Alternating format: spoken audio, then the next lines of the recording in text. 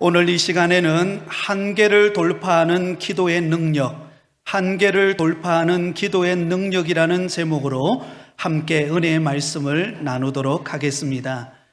우리는 이 땅을 살아가면서 자신의 힘으로 도저히 해결할 수 없는 절박한 한계에 부딪힐 때가 너무나 많습니다.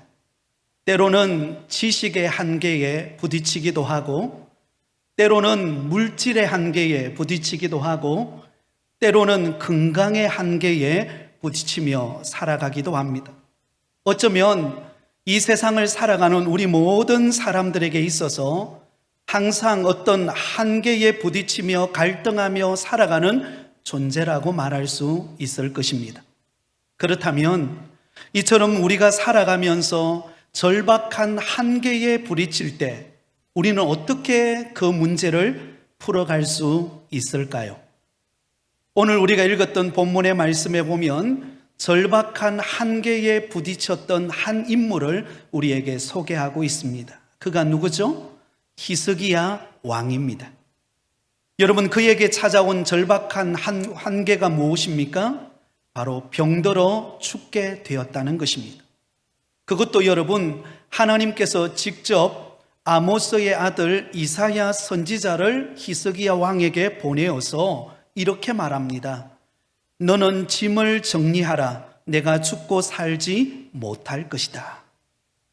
인생의 생사화복을 주관하시고 모든 만병의 치료자가 되시는 하나님께서 히스기야 왕에게 내린 진단의 결과가 무엇입니까? 이제는 끝났다는 것입니다. 너의 짐을 정리하고 이제 죽음을 준비하라는 것입니다. 그러니 여러분, 히스기야 왕에게 여러분 희망의 끈이 다 사라져버린 이런 절망적인 그런 청천벽력과 같은 그런 소식을 여러분 히스기야 왕은 듣게 되었다는 것입니다. 사실 그동안 이 히스기야 왕은 이 일이 있기 전에 그는 단 한 번도 죽음에 대하여 생각해 본 적이 없습니다. 그런데 막상 중한 병이 들고 이제는 죽게 되었다라고 하는 통보를 받았을 때 아마 히스기야 왕 앞에는 눈앞이 캄캄하고 가슴이 철렁 내려앉고 다리에는 다 힘이 풀려서 어찌해야 될지 모르는 그런 절망적인 상황이었을 것입니다. 여러분, 우리가 살아가다 보면 누군가로부터 또 어디서부터 소식을 들을 때가 있습니다. 누군가로부터 전화가 왔는데 그 전화의 소식이 때로는 내 가슴을 철렁 바닥에 내려앉게 만드는 그런 소식을 들을 때가 있습니다. 그러면 어떻게 이런 일이? 저도 지난 한 주간을 보내면서 여러 성도님들의 어려움 전화를 받았습니다. 그러니 그 전화를 받았던 그 성도님도 얼마나 마음이 철렁 내려앉았겠습니까? 그 전화를 받는 목회자인 저의 마음이 철렁 내려앉는다면 직접 당사자들은 얼마나 힘들고 어려웠겠습니까? 여러분, 안타까운 일이 아니죠. 그런데 이쯤 되면 우리 마음속에 드는 의문 하나가 있습니다. 그것은 히스기야 왕이 뭘 잘못했기에 이런 일이 일어났지? 라는 의문입니다. 사랑하는 여러분, 지금 병들어 죽게 된 히스기야 왕은 어떤 왕이었을까요? 여러분, 이 히스기야 왕은 악한 왕이 아니었습니다. 하나님이 보실 때에 너무나 선하고 신앙적으로 훌륭한 왕이었습니다. 히스기야 왕은 그의 나이 25세 때에 왕이 되었습니다. 남유다 제13대 왕이 되었습니다. 그리고 그가 왕이 된 이후에 남유다를 다스리는데 29년이라는 세월 동안 나라를 통치하게 됩니다. 그런데 오늘 본문에 이 히스기야 왕이 병들어 죽게 되어진 이 시기는 대략 그가 왕이 되은 지 14년째 되는 해였습니다. 그러니까 그의 나이가 39살이었습니다. 여러분, 39살의 나이에 한창 나라를 다스리고 나라를 부강하게 만들고 뭔가 선한 일을 할 수 있는 바로 그때에 그는 죽을 병에 들게 되었다는 것입니다. 그리고 놀라운 사실은 이 히스기야 왕은 왕이 되자마자 그가 했던 일이 무엇일까요? 그가 왕이 되자마자 그의 아버지 아하스 왕이 섬겼던 우상들을 단호하게 없애기 시작합니다. 사실 여러분, 아무리 왕이라 하더라도 아버지가 했던 일을 하루아침에 바꾼다는 게 여러분 쉬운 일입니까? 그 쉽지가 않습니다. 그런데 여러분, 히스기야 왕은 단호했습니다. 하나님께서 기뻐하시지 않는 일을 그대로 내버려 둘 수가 없었습니다. 그래서 우상들을 척결하고 불태워 버렸습니다. 그것으로 끝나지 않고 더럽혀진 성전을 깨끗하게 정화할 뿐만 아니라 율법의 규정에 따라서 성전을 복구시킵니다. 심지어 유월절을 지키기 위해 그가 다스리는 남유다 땅뿐만 아니라 북이스라엘 백성들까지 그곳에 와서 참석해서 하나님 앞에 유월절을 지킬 수 있도록 허용을 했습니다. 그렇게 하는 이유는 흩어진 백성들의 마음을 하나님 중심 신앙으로 바꾸어 놓기 위함이었습니다. 그래서 여러분, 성경은 이러한 히스기야 왕에 대하여서 다윗 왕과 같은 그런 평가를 내립니다. 역대하 29장 2절에 히스기야가 그의 조상 다윗의 모든 행실과 같이 여호와 보시기에 정직하게 행하여. 여러분, 히스기야 왕은 하나님이 보실 때에 정직하고 선하고 바른 믿음의 모습을 보였던 그런 왕이었습니다. 그런데 이처럼 선하고 훌륭한 히스기야 왕이 지금 병들어서 죽게 된 몸이 되었다는 것이죠. 여러분, 우리가 여기서 한 가지 발견할 수 있는 교훈이 있습니다. 그것은요, 우리가 믿음 생활을 잘하고 진실되게 하나님을 섬기고 선하게 살아간다 할지라도 우리 앞에는 어려움이 찾아온다라는 사실입니다. 여러분, 이것은 예외일 수가 없습니다. 그렇게 선한 왕이었고 하나님께서 인정하는 히스기야 왕이었지만 그는 예상치 못한 죽을 병이라고 하는 고통스러운 일이 그에게 찾아왔던 것처럼 여러분, 누구도 예외일 수가 없는 거예요. 저도 지난 한 주간 전화를 받으면서 참 믿음 좋은 분들, 정말 하나님 앞에 늘 기도하고 하나님을 의지하는 그런 성도님들의 가정에 이런 일들이 일어나는 것을 보면서 여러분, 이것은 누구에게나 찾아올 수 있는 우리 인생들의 모습이라고 말할 수가 있습니다. 그 사람이 무슨 죄를 지어서가 아니라 그 사람이 순수한 믿음을 가지고 하나님 앞에 성실하게 살아가는 모든 사람들에게 다 맞닥뜨리는 우리 인간의 한계라고 말할 수 있습니다. 그리고 그 일을 통하여 하나님은 하나님의 일을 하시고 영광을 나타내실 줄 믿습니다. 그러므로 여러분에게 어떤 한계가 찾아왔다고, 어려움이 찾아왔다고 너무 낙심하지 마시기를 바랍니다. 그 일을 통하여 하나님이 하실 일이 있을 것입니다. 또한 여러분, 우리가 일반적으로 여러분 히스기야 왕을 생각할 때 우리는 이런 생각을 가질 수 있습니다. 그래, 히스기야 왕은 선한 왕이고 또 하나님이 보실 때에 정말 인정하는 그런 왕이기 때문에 그에게는 그 어떤 한계도 그 어떤 고난도 그에게는 없을 거야 라고 생각하기가 쉽습니다. 실제로 그의 모습을 보면 그럴 수 있어요. 여러분, 지금 히스기야는 남유다 왕으로서 절대 권력을 가지고 있습니다. 또한 그는 물질도 자기가 마음대로 쓰고 싶으면 다 쓸 수 있는 권한을 가지고 있고요. 그리고 그는 군사력을 움직일 수 있는 그런 능력을 가지고 있습니다. 히스기야 왕 한마디면 불가능한 일이 없습니다. 그러나 여러분, 그에게는 자신의 힘으로 해결할 수 없는 한계가 있었습니다. 바로 죽을 병이 걸렸다는 것입니다.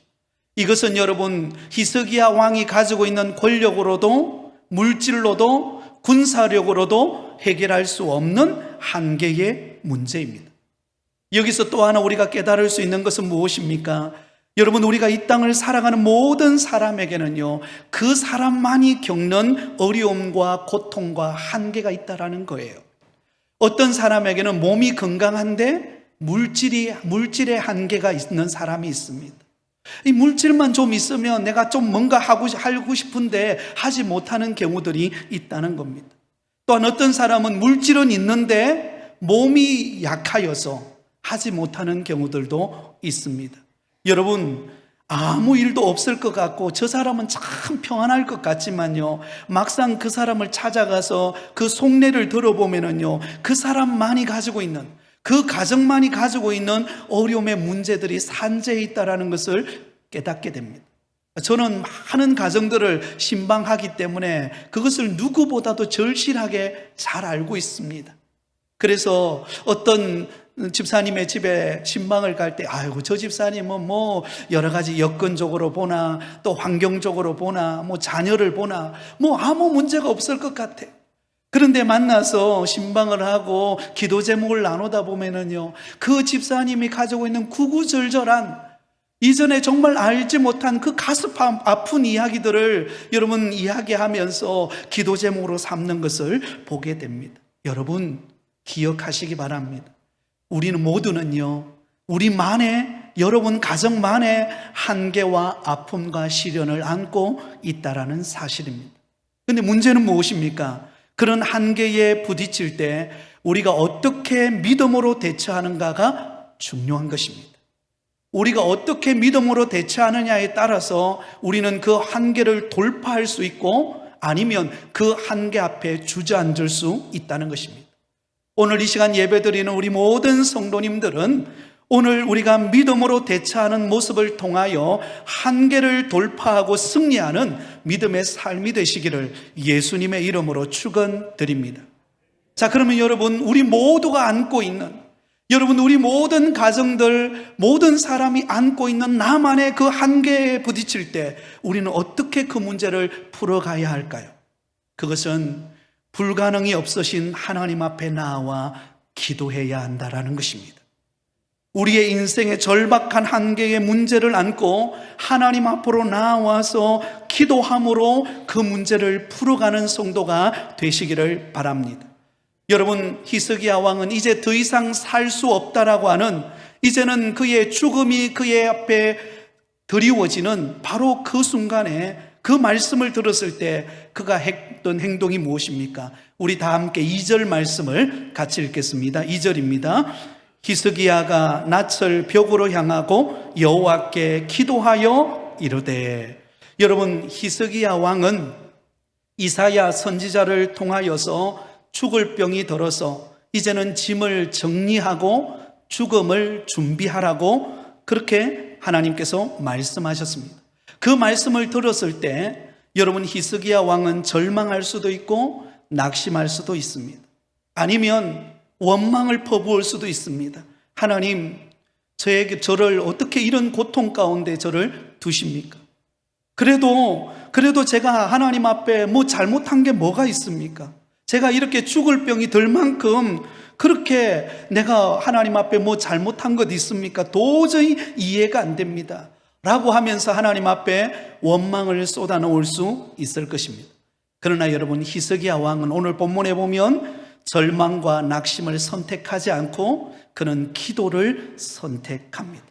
사랑하는 여러분, 우리 앞에 인생의 한계가 맞닥뜨려졌을 때 그때 우리는 두 가지 선택의 길이 있습니다. 하나는 절망과 낙심을 선택하는 길이 있고, 또 다른 하나는 기도를 선택하는 길이 있습니다.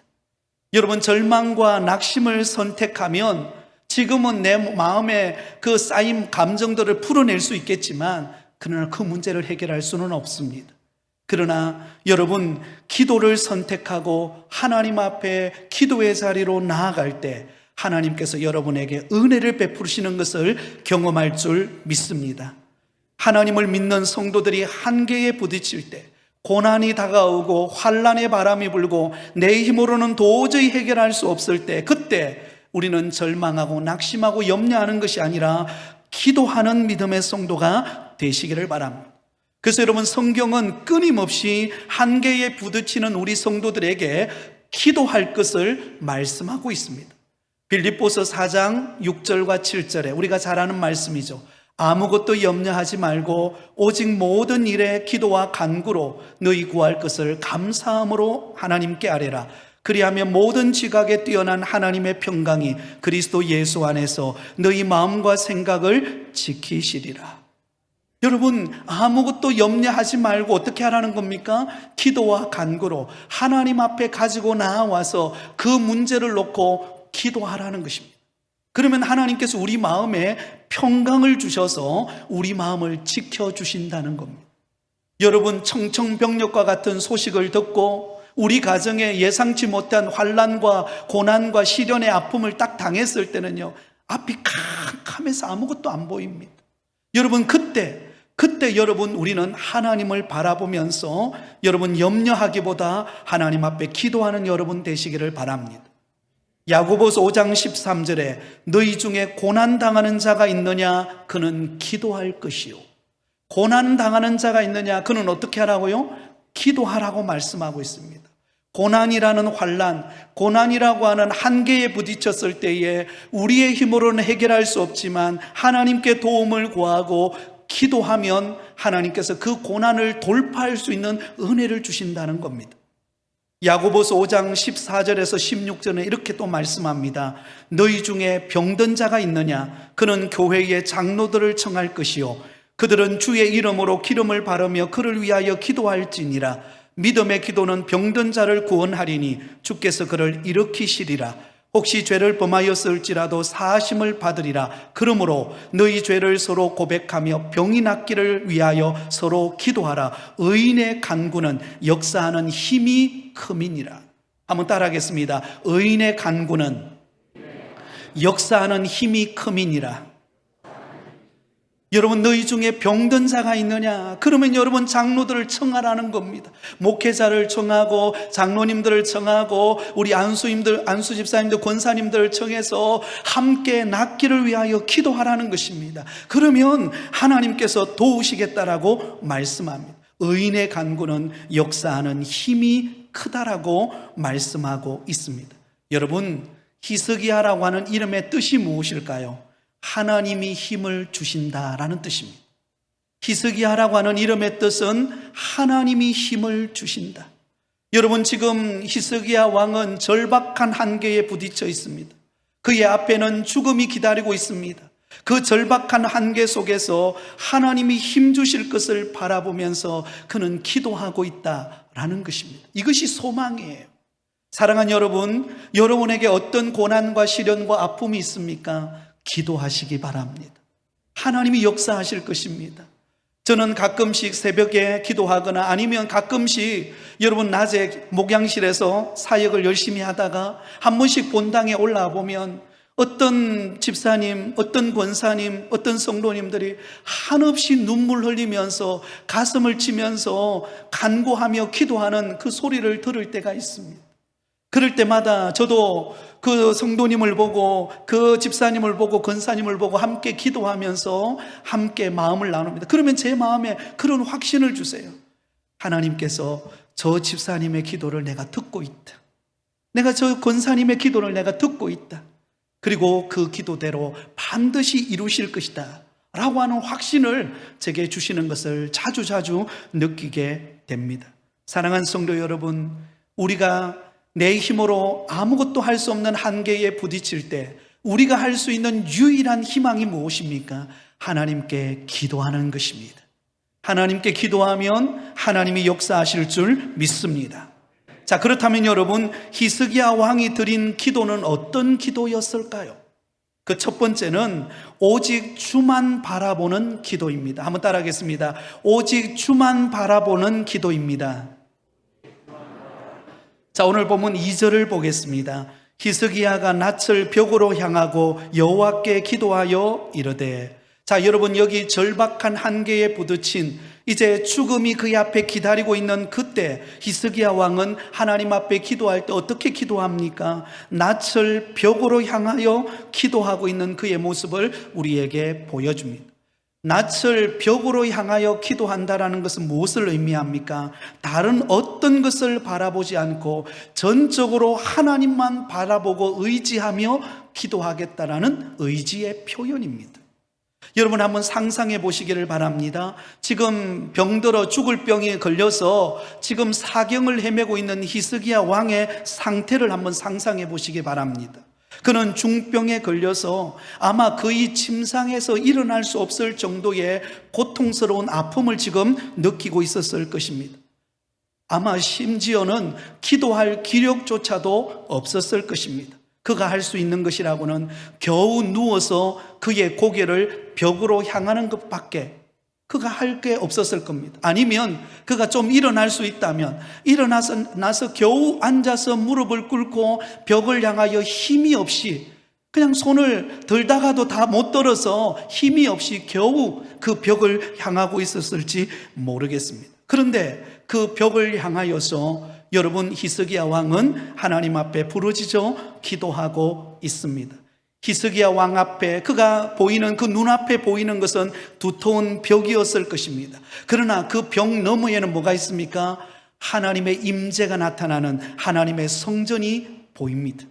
그러므로 여러분, 히스기야 왕은 그의 앞에 눈앞에 보이는 것은 벽이었지만 그러나 그 벽을 바라보는 것이 아니라 그 벽 뒤편에 있는 하나님의 성전, 예루살렘 성전, 곧 하나님의 임재가 머무는 그곳을 바라보면서 하나님을 바라보면서 그는 오직 하나님만이 나의 이 문제를 해결해 주실 수 있다라고 하는 그 믿음의 눈을 들어서 하나님을 바라보며 벽을 향하여 지금 기도하고 있다라는 것입니다. 사랑하는 성도 여러분, 우리가 인생의 길을 걸어갈 때 절박한 문제의 벽 앞에 설 때가 있습니다.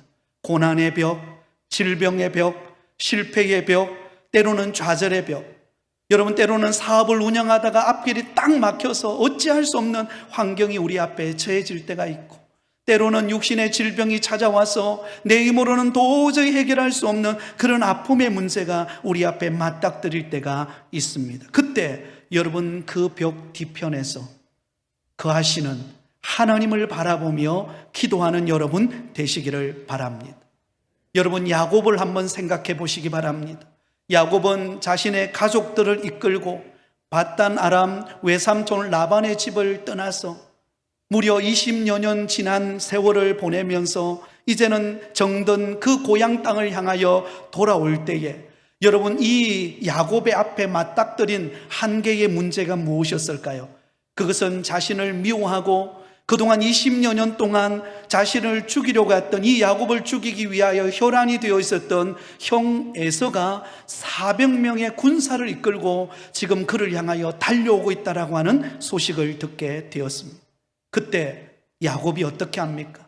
다른 모든 종들과 가축대와 자기 가족들을 먼저 건너게 하고 야복 강가에서 홀로 남아 그는 그곳에서 밤이 새도록 천사와 씨름하는 시간을 가집니다.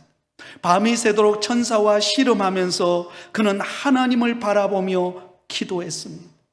하나님, 지금 형이 400명의 군사를 이끌고 지금 나를 향하여 달려오고 있는데 하나님께서 긍휼을 베풀어 주셔서 이 고난, 이 한계를 극복할 수 있도록 은혜를 베풀어 달라고 하나님 앞에 밤이 새도록 그는 간절히 기도합니다. 결국은 기도하는 가운데 그의 환도뼈가 부러질 정도로 간절히 기도함으로 결국은 그는 응답을 받습니다. 여러분, 하나님께서 그 형 에서의 마음을 바꾸어 놓으신 것입니다. 할렐루야. 또한 여러분, 이 현장이 어떤 현장이 됩니까? 그의 이름이 바뀌어지는 현장이 됩니다. 그는 이전의 이름은 야곱이었습니다. 여러분, 야곱은 움키는 자, 속이는 자. 여러분, 야곱의 인생을 한마디로 말한다면 속이는 인생이었습니다.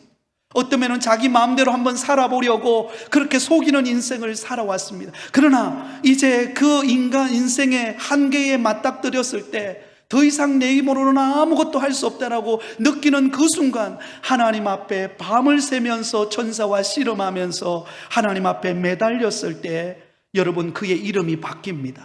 야곱이 무엇으로 바뀌죠? 이스라엘로 바뀝니다. 이스라엘이라고 하는 이름의 뜻이 무엇입니까? 하나님과 겨루어서 이긴 자라는 뜻입니다. 밤새 씨름하며 하나님을 바라보며 하나님께서 내게 은혜 주시지 않으면, 하나님께서 형의 마음을 돌이켜 주시지 않으면 나는 결코 놓지 않겠다라고 하는 그 놀라운 간절한 하나님만 바라보고 부르짖는 그의 기도를 통하여 하나님께서 그의 인생이 과거에는 속이는 인생이었고 자기의 힘과 능력을 의지하며 사는 인생이었지만 이제는 하나님을 의지하고 바라보는 그의 인생에 하나님이 승리를 주시는 인생으로 바꾸어 놓으셨던 것입니다. 할렐루야. 사랑하는 여러분, 우리의 인생의 한계에 딱 부딪히면은요, 우리는 뭘 느낍니까? 내 힘으로는 아무것도 할 수 없구나. 여러분, 그걸 느끼지 않아요? 그래서 세월이 지나면 지날수록 느끼는 게 있습니다. 아, 내 힘으로 되는 게 없구나. 여러분 아마 뼈저리게 느껴갈 것입니다. 세월이 지나면 육신의 한계를 느끼고, 때로는 가정에 여러 가지 어려움이 발생하면 그 문제를 풀려고 노력하지만 내 힘으로 안 되는 때가 얼마나 많습니까? 그때 우리는 어떻게 해야 됩니까? 하나님을 바라보며 기도하시기 바랍니다. 야곱처럼 밤을 지새우며 실험하여 그가 야곱이 이스라엘이 되어 승리자가 된 것처럼 하나님의 은혜를 구하는 가운데 우리의 모든 한계를 극복하고 승리하는 여러분 되시기를 바랍니다. 환경을 바라보면 좌절합니다. 연약한 내 자신을 바라보면 우리는 실패합니다. 그러나 하나님을 바라보면, 하나님을 의지하고 기도하면 하나님이 우리를 붙드실 것입니다. 승리하게 될 줄 믿습니다. 그래서 다윗은 이렇게 고백합니다. 시편 39편 7절에 주여 내가 무엇을 바라리요? 나의 소망은 주께 있나이다. 한번 따라하겠습니다. 나의 소망은 주께 있나이다. 나의 소망은 주께 있나이다. 나의 소망이 딴 곳에 있는 것이 아니라 하나님께 있다라고 하는 아름다운 믿음의 고백입니다. 사랑하는 여러분, 우리의 응답은, 우리의 소망은 주께 있습니다. 두 번째로 여러분, 이 히스기야 왕이 드렸던 기도는 어떤 기도였습니까? 자신의 선한 행위를 기억해 달라는 기도입니다. 우리 다 함께 3절을 같이 읽겠습니다. 3절입니다. 여호와여 구하오니 내가 진실과 전심으로 주 앞에 행하며 주께서 보시기에 선하게 행한 것을 기억하옵소서. 자, 여러분 여기 내용을 한번 자세히 보세요. 히스기야 왕이 하나님 앞에 기도할 때 어떻게 기도합니까? 여러분, 내가 진실과 전심으로 주 앞에 행하며 주께서 보시기에 선하게 행한 것을 기억하옵소서.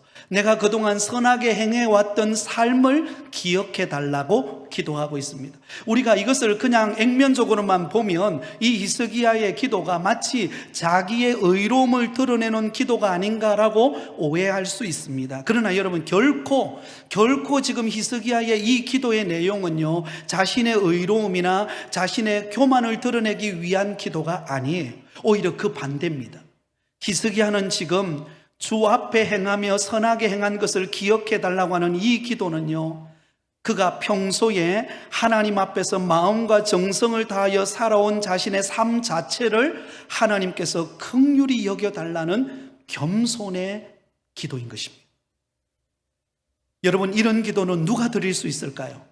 이런 기도는요, 평소에 하나님 앞에서 진실되고 선한 삶을 살아가는 자가 드릴 수 있는 기도입니다.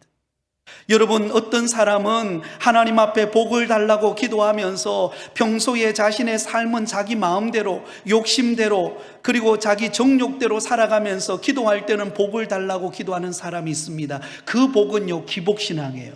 그것은 하나님이 기뻐하지 않는 기도입니다. 어떤 기도를 하나님이 기뻐합니까? 지금 나에게 처해져 있는 형편은 여전히 어렵고, 상황은 여러 가지 막혀 있고 여러 가지 꼬여 있는 환경일지라도, 그러나 나는 부족하고 연약하지만 하나님의 말씀대로 살아가려고, 하나님의 말씀대로 진실된 삶을 살려고 애쓰고 노력하고 믿음의 발걸음을 한 걸음씩 내어딛고, 그래서 내 힘으로는 아무것도 할 수 없음을 알고 하나님, 나의 삶에 하나님이 긍휼을 베풀어 달라고 하나님 앞에 자신을 내어놓고 기도하는 그 긍휼을 구하는 겸손의 자세, 그 모습을 보시고 하나님이 우리를 새롭게 하실 줄 믿습니다. 여러분, 그렇습니다. 우리가 하나님 앞에 어떻게 완전할 수 있겠습니까? 우리가 하나님 앞에 어떻게 우리의 의로움을 자랑할 수 있겠습니까? 모든 게 은혜인데요. 그러나 여러분, 하나님은 우리의 어떤 면을 보실까요? 부족하고 연약하고 실수가 많지만, 그러나 하나님의 말씀대로 살아보려고, 하나님의 뜻대로 행하려고 기도하고 애를 쓰고 수고하고 긍휼을 구하며 자신의 삶을 주님께 내어드리는 사람, 바로 그 사람의 기도를 하나님은 기뻐하시고 그 겸손한 자를 통하여 하나님이 역사하신다라는 사실을 꼭 믿으실 수 있기를 바랍니다. 그래서 여러분, 우리는 때로는 고난이 당하고 한계에 부딪혔을 때는요, 나의 삶을 점검해 보시기 바랍니다. 하나님, 나의 삶을 돌아보기를 원합니다. 하나님 앞에 다시 한 번 더 믿음으로 일어서기를 원합니다. 하나님, 나를 붙들어 주세요. 하나님, 나와 함께 하여 주세요. 그렇게 긍휼을 구하실 수 있기를 바랍니다. 마지막 세 번째, 여러분, 이 히스기야 왕의 기도의 내용은 어떤 것이었습니까? 심히 통곡하며 드리는 눈물의 기도였습니다. 3절 하반절에 보면 이렇게 말하죠. 히스기야가 심히 통곡하였더라. 심히 뭐 했다고요? 통곡하며 기도했다. 여러분, 지금 히스기야는 자기의 죽음 앞에 머물러 있습니다. 이제 죽음을 준비하고 그의 인생을 정리하고 그리고 왕의 자리에서 내려와야 되는 그런 절박한 환경 속에 놓여 있었습니다. 그때 그는 여러분 하나님 앞에 통곡하며 기도합니다. 여러분, 이 통곡하며 기도한다라는 것은 눈물의 기도는 뭘 의미합니까? 절박함을 의미해요. 간절함을 의미합니다. 여러분, 히스기야 왕은 그 죽음의 그림자 앞에서 그는 절박하게 간절하게 하나님께 도움을 요청하고 있는 것입니다. 하나님, 내 생명 붙들어 달라고, 하나님, 나를 통하여 새 일을 행하여 달라고, 주께서 나를 긍휼히 여겨달라고 간절히 애통하며 부르짖는 그 절박함 속에 하나님께서 역사하시는 것을 볼 수가 있습니다. 여러분, 우리 하나님은 약한 것이 있습니다. 하나님이 약한 것이 있는데요, 그것은 눈물에 약합니다. 여러분, 우리 부모들도 눈물에 약하잖아요. 자녀들이 때를 쓰고 울면 어때요? 안 들어줄 수가 없는 거예요. 들어줄 수밖에 없는 것입니다. 하물며 여러분, 하나님 앞에 눈물로 통곡하며 부르짖는 이 히스기야의 기도를 우리 하나님이 들으시는 것을 볼 수가 있습니다. 여러분, 성경에는요, 많은 눈물의 기도가 있습니다. 여러분, 많은 믿음의 선진들이 눈물의 기도를 통하여 응답받았던 것을 알려주고 있습니다. 자식이 없어 괴로움을 당하던 한나는 성전에 올라와서 한없이 하나님 앞에 눈물 흘리며 탄식하며 하나님 앞에 기도합니다. 여러분, 엘리 제사장이 그 눈물 흘리며 통곡하며 기도하는 그 한나의 모습을 보니까 마치 술 먹고 주정병하는 것처럼 보인 거예요. 그러나 실제로 한나의 기도는요, 술 먹고 주정 부리는 기도가 아니었습니다. 너무나 정말로 애타하면서 하나님께 도움을 구하면서 태의 문을 열어달라고, 하나님께서 우리 가정에 대를 잇는 태의 문을 열어달라고 하나님 앞에 탄식하면서 눈물로 기도했습니다. 하나님이 그런 기도를 들어주신 줄 믿습니다. 여러분, 우리가 알고 있는 다윗은 사울 왕에게 쫓기는 신세가 되었을 때 다윗은 여러분 눈물이 음식이 되었다라고 말합니다. 시편 56편 8절에 나의 유리함을 주께서 계수하셨사오니 나의 눈물을 주의 병에 담으소서. 이것이 주의 책에 기록되지 아니하였나이다. 나의 눈물을 주의 병에 담아달라고 말합니다. 쫓기는 신세, 도망자의 신세가 되었을 때 그는 여러분 수도 없는 두려움과 고통 가운데서 자신의 힘으로는 도저히 해결할 수 없는 그 상황 속에서 눈물이 주야로 흘러내릴 때 그것을 주의 병에 담아달라고 말할 정도로 그는 탄식하며 기도했습니다. 그때 하나님이 그를 도우시고 승리케 하셨습니다. 우리 예수님도 십자가의 죽음을 앞두시고 겟세마네 동산에 올라가셔서 땀방울이 핏방울이 되기까지 탄식하며 눈물로 하나님 앞에 기도했습니다. 아버지, 할 수만 있다면 이 잔을 내게서 옮겨 주옵소서. 그러나 나의 원대로 되지 말고 아버지의 뜻대로 되기를 원합니다. 여러분, 그 기도가 쉬운 기도였을까요? 그 고난의 잔 앞에서 누구나 인간의 몸을 입으신 예수님께서, 인성을 가지신 예수님께서 정말로 그 고통스러운 십자가 앞에서 그는 탄식하며 울 수밖에 없었습니다. 그러나 하나님의 뜻을 구하였을 때 그 십자가를 묵묵히 감당할 수가 있었던 것입니다. 사랑하는 여러분, 이 눈물의 히스기야의 기도를 통하여 하나님의 응답이 임하는데요, 어떻게 임합니까? 5절 말씀에 보면 이렇게 말합니다. 내가 내 기도를 들었고 내 눈물을 보았노라. 내가 내 기도를 들었고 무엇을 보았다고요? 내 눈물을 보았노라. 사랑하는 여러분, 언제부터인가 여러분의 눈물이 메마르지 않으셨습니까? 주의 은혜를 경험하고 정말로 간절히 매달리고 하나님 앞에 부르짖며 탄식하며 눈물 흘리며 기도했던 그 한없이 하나님 앞에 눈물 흘리면서 하나님의 위로를 받고 은혜를 경험하고 응답을 받았던 때가 언제였습니까? 어느 순간부터인가 우리의 감정이 메말라 버리고 강팍하고 기도를 해도 형식적으로만 기도하고 있는 내 모습은 아닌가를 돌아보시기 바랍니다. 여러분, 우리의 인생의 한계 앞에서 하나님 앞에서 간절히 탄식하며 눈물로 기도하는 여러분 되시기를 바랍니다. 그러면 하나님의 긍휼이 임할 것입니다. 하나님의 도우심의 손길이 함께할 줄 믿습니다. 자, 여러분, 이런 히스기야의 기도를 통하여 어떤 응답이 임합니까? 4절과 5절을 우리 같이 읽겠습니다. 4절과 5절입니다. 시작.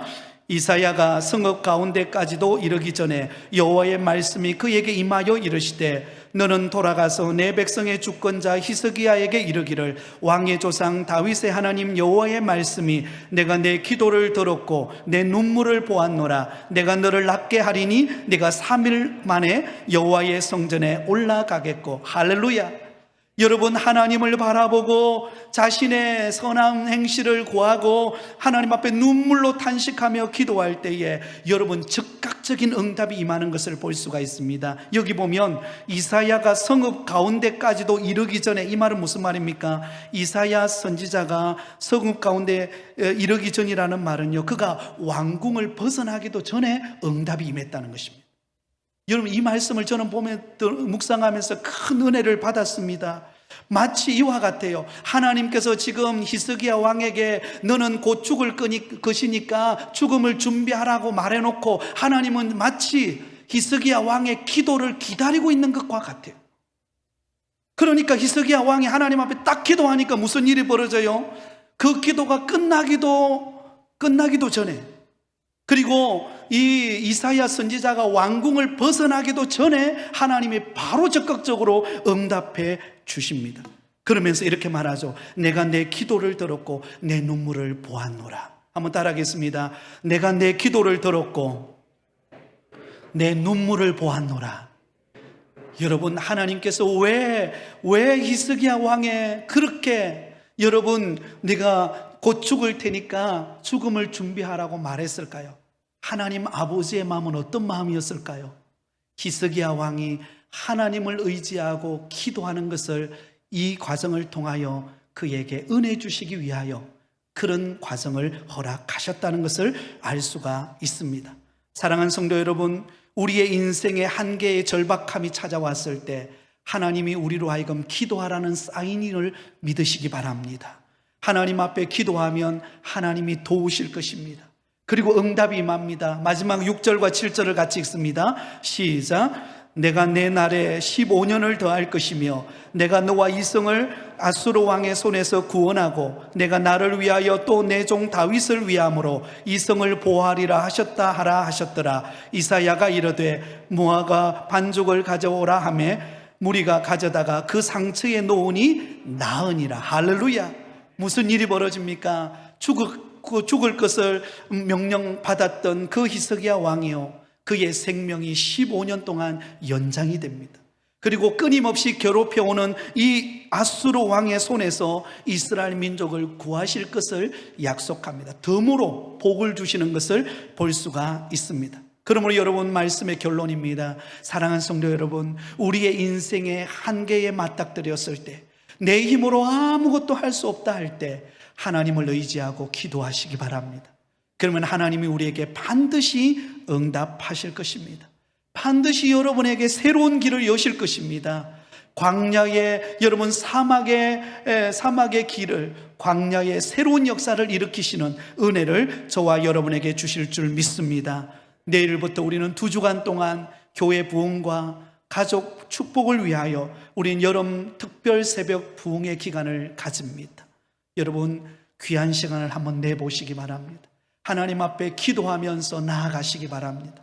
하나님 앞에 여러분의 어떤 문제라도 하나님 앞에 구할 때 하나님이 도우시고 응답하는 것을 체험할 줄 믿습니다. 기도의 승리자가 되어서 응답의 축복을 받는 역사가 있기를 예수님의 이름으로 축원드립니다.